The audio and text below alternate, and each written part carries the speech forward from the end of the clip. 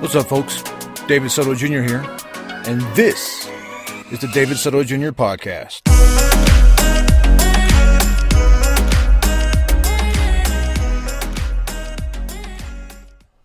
What's up, folks? Welcome to episode 80 of the David Soto Jr. podcast. I am your host, David Soto Jr.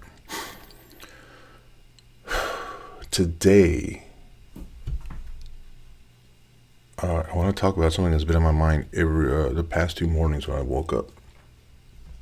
And that is, let me start with 2 things. One thing at work,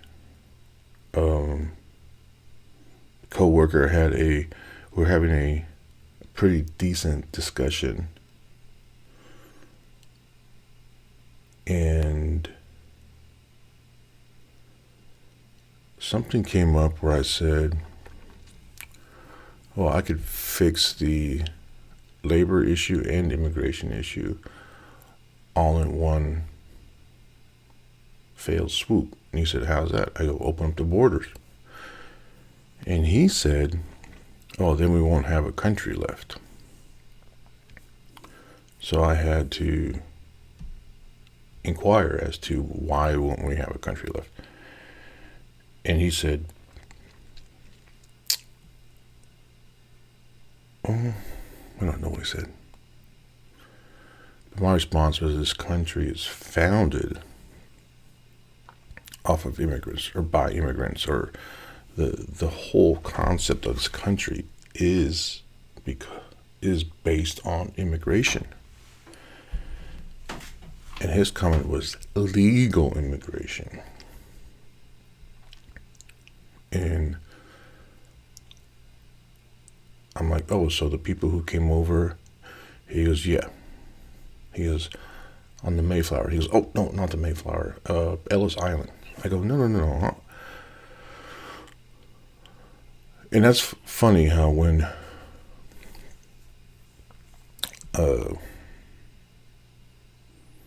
white people try to think of a better way to say it, think of immigration, they think of legal immigration, they think of Ellis Island, where Europeans are coming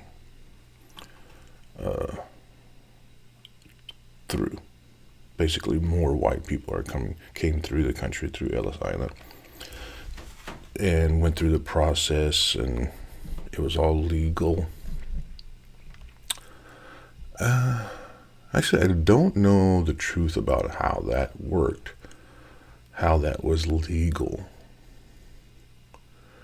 Because if you could just get on a boat and get here, they didn't turn you away. Everything that I've seen, only in the movies, by the way, but the only thing I've ever seen is that people had to come up with the money to get on a boat to go to America. And then they were processed through Ellis Island, but where the Statue of Liberty is, where it says, give us your whatever, sick, you're poor, whatever. I don't want to get off track. But were they ever like, nope, the people who made a journey across the big pond, were they ever turned away? The Ellis Island immigrants? Were they ever said no? Like, what was legal about it? The processing of these people?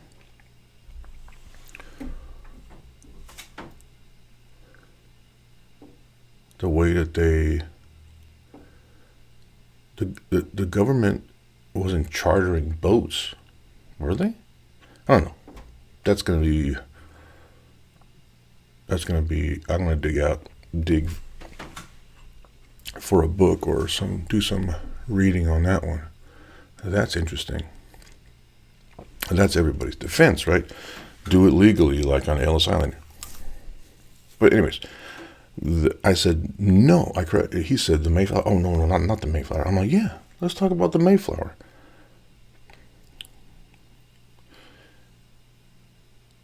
The not the founders of the country, so to speak, as far as 1775, but the people who came here first. Were they legal? And this is the second time I've heard this in my life. It wasn't the law then, meaning the people could come here uninvited, form a government, and then establish that, okay, well, now that there's laws, you can't get here the way we got here. You can't just come here and make yourself at home like we did, because we did it first. We established the law, and now that law cannot be broken. And if you break it, we're going to call you illegal. Okay, so that sometimes when things register, when I talk to people, when things register, I can see that I registered with them, and to me, the conversation's over. I don't have to drill it into their head. I don't have to. The point of me trying to make my point has been made. I have made my point. I don't need to keep going. And I have the ability to see when my point has been registered. So that conversation moved on. And we were at work. We probably had work shit to talk about. That probably what led to my like waking up phase and what I thought about yesterday morning. But yesterday I went to the store and saw a middle-aged white man wearing a t-shirt that said, sorry. Joe Biden is trying to smuggle illegals into our country. Exclamation point. What are illegals? How is Joe Biden smuggling them? And why are you wearing this on a t-shirt?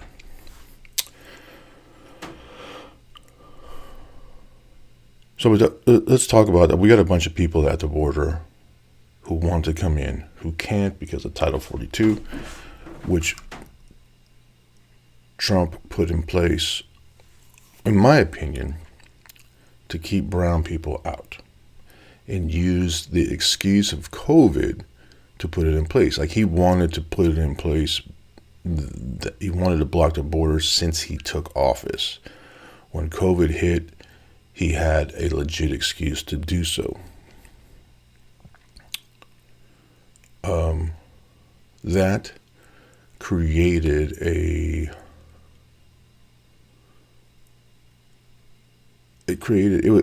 that acted as a clog or a dam, right? And the people still came this way, but they were blocked at the border. They couldn't come in. So the amount of people wanting to come in built up as if we dammed a river.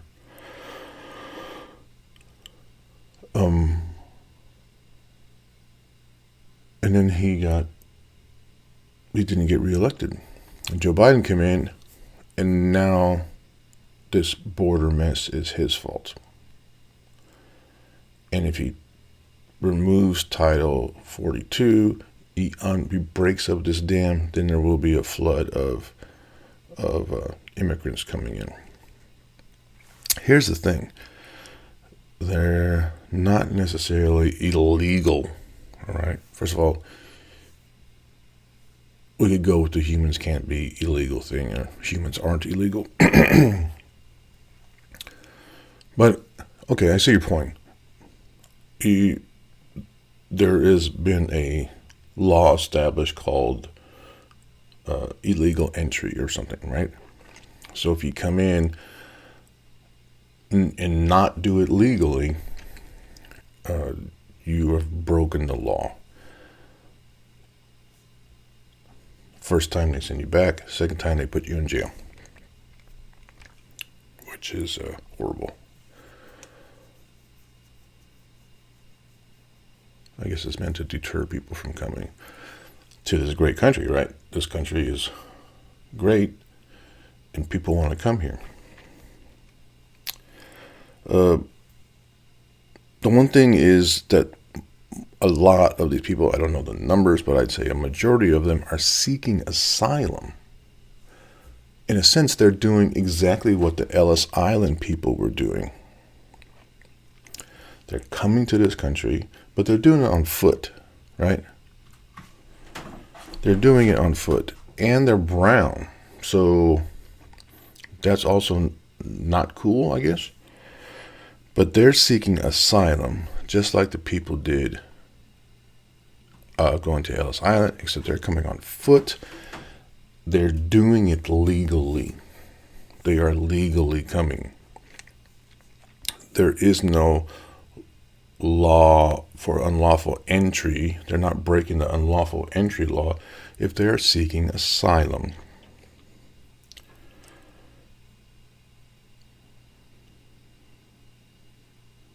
So that's the whole, that's like the introduction to what came to me, right? What came to me is that this part of the world, currently known as the United States, but also all of this continent known as America, which was a name. It was named America after a Spanish explorer or something. But the entire continent. But let's stick strictly to the United States.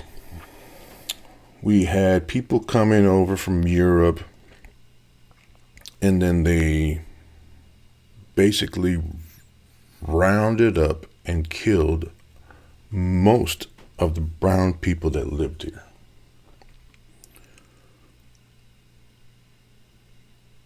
The ones that were acceptable were, quote unquote, accepted white man's ways. If they didn't accept the white man's ways, they were labeled as hostile. And guess what you can do if an Indian is hostile or a native is hostile, labeled hostile? You can kill them. You can kill them. So anybody who didn't agree with the new rules of the government of the great white father, another quote, were labeled as hostiles, rounded up, hunted down, killed. And if they weren't killed, and if they did voluntarily come, they were corralled into reservations. A lot of these tribes were put in locations that they did not live. So they did not know how to live off the land. But fuck it, who cares? They're brown, right? Essentially, this country, white people came, invaded it. They had the power. There's nothing, I'm not judging, right? It's not because they were white. It's because they had the technology, they had the advancement, they had the desire, and they had the ability to come in and wage war on people and win and dominate. That's been the case for all of the history of man. Whoever has the better technology, the ability, the desire, can overtake a land, can invade it, overtake it successfully, and call it theirs. And it just so happens in this case, in this point of world history, they were all white, and the people that they killed and murdered and corralled were brown.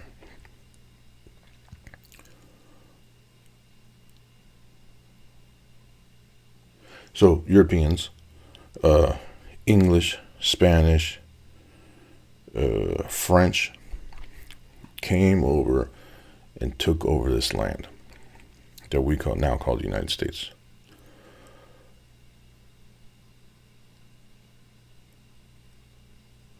Then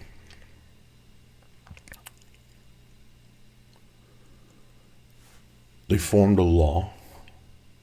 They basically got rid of all the brown people, and the ones they didn't get rid of, they corralled into a small section of the country.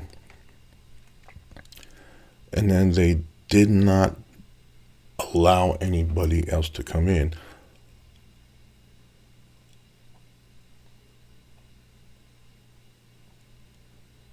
There's no they, there's we as a country. Now we're not allowing anybody else to come in. Now we have brown people that want to come in, and we've pushed them out. We've killed them, we've corralled them, and more want to come. I mean, we've created this great country, and now people want to come to it, but we don't want to let them in. We don't want to let the brown people in. If you're white, we'll make an exception. I haven't done enough reading and research. I don't like calling it research because it's not really. But reading and research, I haven't done enough to pull up numbers, but it seems like we are letting in Ukrainians, white people who are seeking asylum, but the brown people who are seeking asylum, we do not let them in. But this is not, I'm not exaggerating, right? People came, killed, corralled, murdered, whatever, the brown people that were here. Now we don't want, we're blocking the southern border to make sure no brown people come in. Oh, my point was that I was going to restate the fact that the people, the race of the people, the color of the people, is it irrelevant? Is it just a coincidence that they happen to be that there were two different races of people or color of people? I don't know.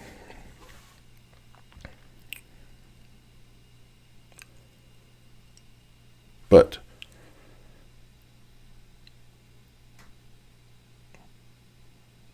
it does matter. When a race of people come in, overtake the land, and don't allow another race back in the same manner in which that race got here, it's like a little kid going to a playground, a group of kids, teenagers, a little bit older, preteens, and they kick all the little kids off. This is our playground. You go over there. This is for big kids only. And they bully all the young little kids out of the playground. And then more kids try to come in, and they're like, "No, get out of here, or we'll beat you up." But then one kid comes in and says, "Fuck your rules, man. This is a public park. I'm gonna play here." And then the kid's like, "Oh well, we're gonna bully you and we're gonna beat you up and do it." And the kid's like, "Fuck that. I don't care. Matter of fact, you want to come at me? Come at me. Let's do this." And now these little kids' feelings are hurt. They feel threatened. Right? They are going to go tell. Now they're going to go tell. This kid is bullying me. This kid just came on our playground and it's ours. And they're threatening to take it away. Essentially what this child is doing is saying, there's some kids coming and they're being mean and they want to do what we did to the littler kids. To the little kids. They want to do what we did to the other kids. They want to do it to us. And we don't like that.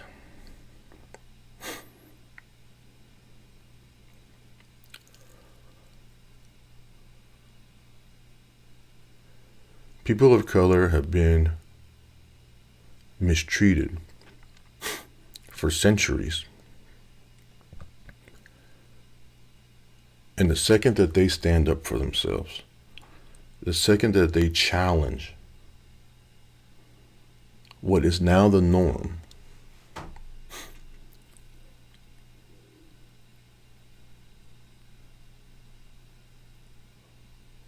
what they are challenging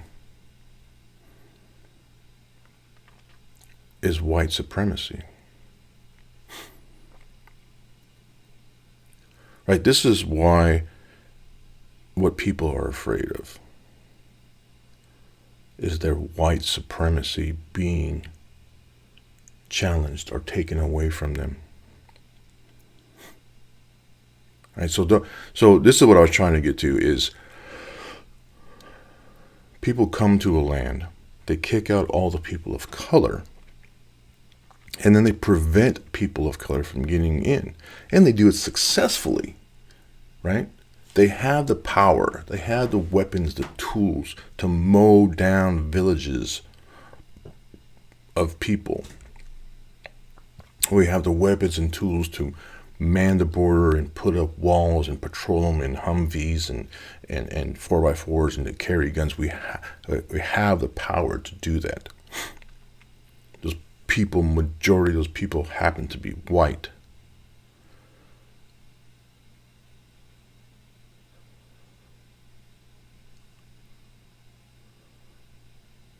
And they managed to conquer lands and then keep people out of them. They happen to be white. The people they happen to kick out and keep out are brown. Oh, and by the way, the only people of color that are allowed are ones that will follow their rules and the ones that they own. So we're even talking about, now we're talking about Africans or black people who essentially weren't allowed to be on their own and establish. So only people of color allowed to be integrated with the whites who took over this country were slaves. Specifically, black people were slaves.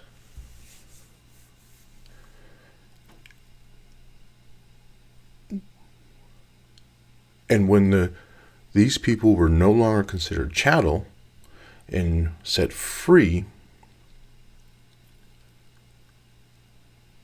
that challenged their white supremacy.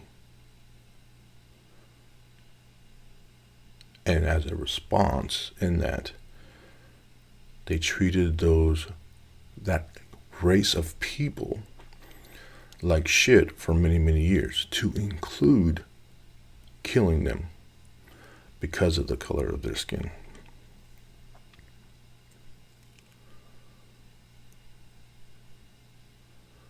Again, the only black people that were allowed in this country were slaves. They were owned by white people. They were considered chattel, property to own. That's white supremacy. When you have a power to purchase and buy people of another race. When you have the power to purchase and buy somebody, we'll just call that supremacy, right? You are supreme. You have the power to do it. When it just so happens that you're white and these people that you're buying are black, and that's the only way you will allow this color of people to come into your playground, is if you own them and they have to do what you tell them, and that you could beat them if they don't. That's white supremacy. When that white supremacy is challenged, and we've referring to black people, when the black slaves were freed, that challenged people's white supremacy and made them angry. For fear of what? Of losing their white supremacy.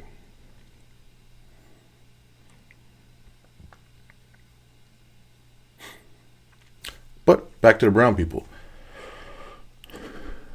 We push out all the brown people. We have this nice, beautiful country full of white people.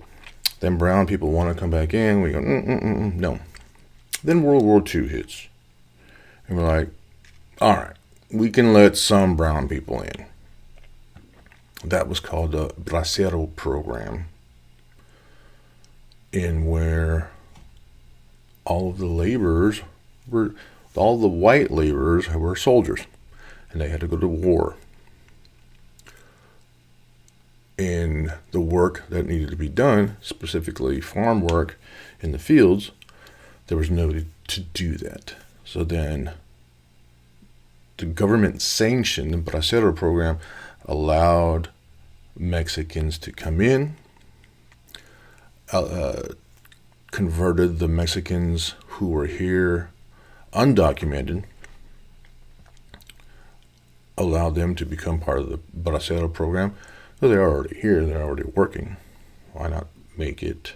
Why not give them papers? Make it legal for them to be here. And so the country brought over millions of Mexican men. Some of them brought their wives. I gotta read up on that. There's something about that itself. But then they were here and they were legal and they established residency, or they had children who were born in this country, which is a pretty standard law, that a United States citizen is anybody who is born in this land. So they had children, and they established neighborhoods and sections of town, and became part of the public, became part of the country. They contributed to society.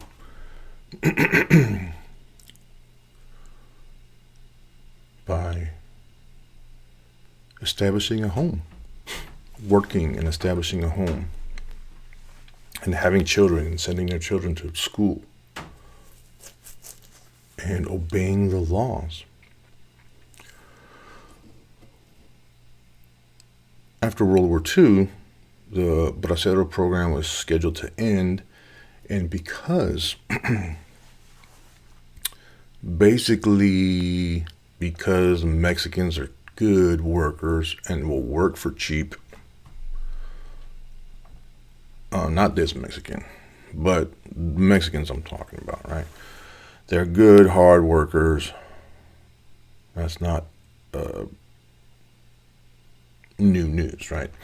And they were working for 30 cents a day, which I don't know what would be in today's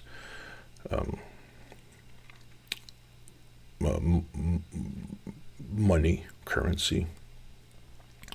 But after World War II, they were scheduled to end, but the farmers were like, man, these cats work good. There's some good ass workers. They work cheap. let's extend the Bracero program.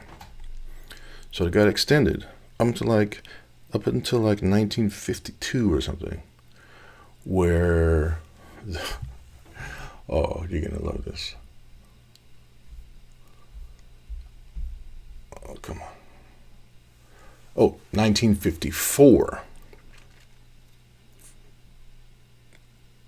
where Operation Wetback was implemented.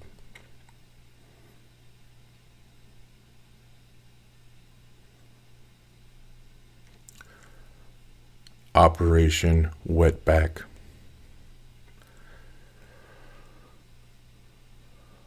Google it. It exists.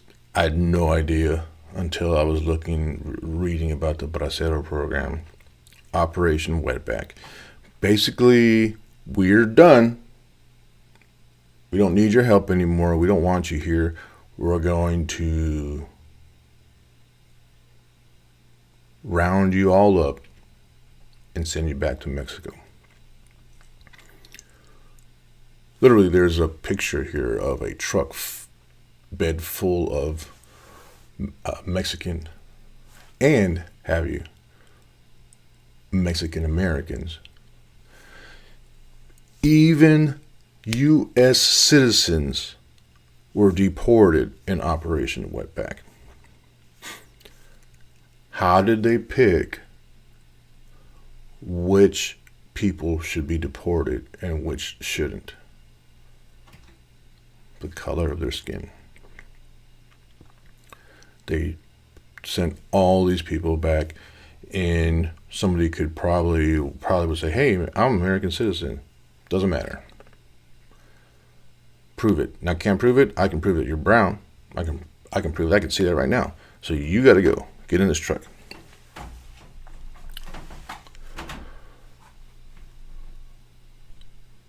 White supremacy. I didn't know what white supremacy really was. I thought it was a Heil Hitler, skinhead, combat boots type Ku Klux Klan white supremacy. But it's not that. I mean, that is a white supremacy. That's a white supremacist. But white supremacy is actually part of history.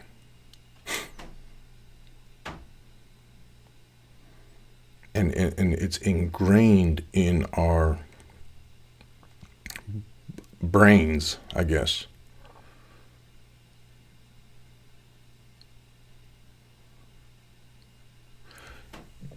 If you can come to a country full of brown people, basically kill or imprison them, then restrict brown people from coming back in.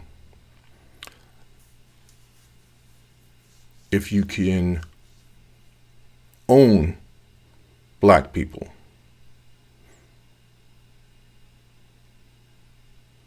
and then get mad when they're freed, mad enough to go to war over them, that is white supremacy. And that has been established in this country. That is your right as a white person to have this supremacy. You don't even know about it. You may not even know about it. So don't feel guilty. You don't have in a lot of people, white people, say that they feel guilty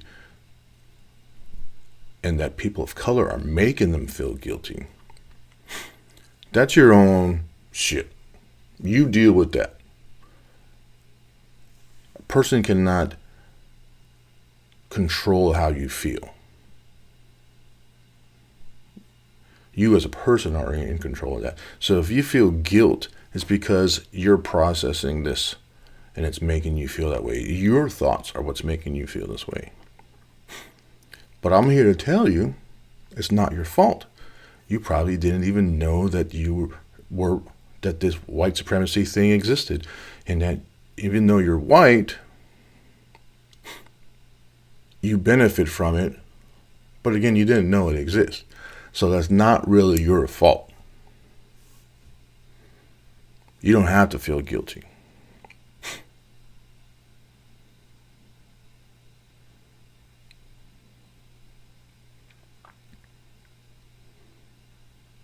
But these are truths. These are facts. This is history. And if teaching about it and hearing about it makes you feel bad, it's not my fault, man. You need to dig into that and find out what it is. It's not my fault. It's not our fault. It's not the brown people coming in. It's not their fault.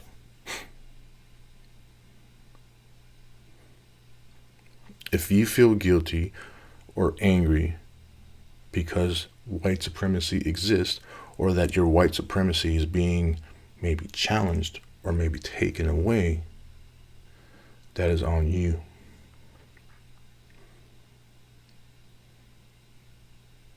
I'm way over, and I could talk about this a lot longer. Folks, my name is David Soto Jr. You can find me on my social media, TikTok. I don't post as much as I used to, but TikTok, Instagram, and Twitter at David E. Soto Jr. JR for Junior. And let me know if you're interested in my childhood memoir. I have it written. I'm actually thinking about getting a Kickstarter started, basically selling books in advance to get the funds for a editor and a book cover designer and a someone to do the layout to get it. Basically, I need help. I'm going to self-publish it, but I want to pay for enough help to make this look like this is probably the best book I've written, and I want it to look like it. I want it to read like it. So I am probably going to start a Kickstarter to sell books in advance, to sell enough books in advance to pay for it, to get all this professional services done. I don't know what that's going to cost me yet. I'd imagine I'd have to sell around $5,000 worth of books, which I've never done in my life. But this book needs to be out there. And it's the only book that people have actually told me for years that they look forward to reading, including Luis Alberto Urrea. Anyways, folks, I am going to upload this and see. It's going to take me all day. Anyways, folks, I appreciate you tuning in. Thank you. Let me know if you have any comments, questions, etc. Thanks.